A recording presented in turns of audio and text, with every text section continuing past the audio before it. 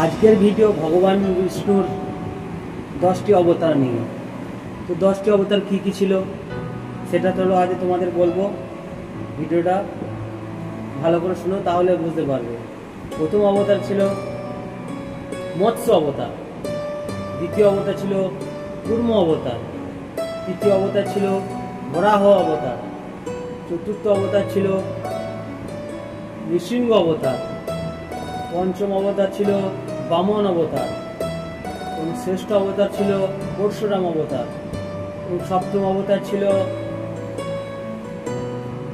পরশুরাম অবতার পর ছিল রাম অবতার, অষ্টম অবতার ছিল বলরাম অবতার, এবং নবম অবতার ছিল বৌদ্ধ অবতার, এবং দশম অবতার এখনো ধরাধামে অবতার রূপে জন্মগ্রহণ হয়নি, সেটা এই কলিযুগের শেষ দিকেই আবির্ভাব ঘটবে।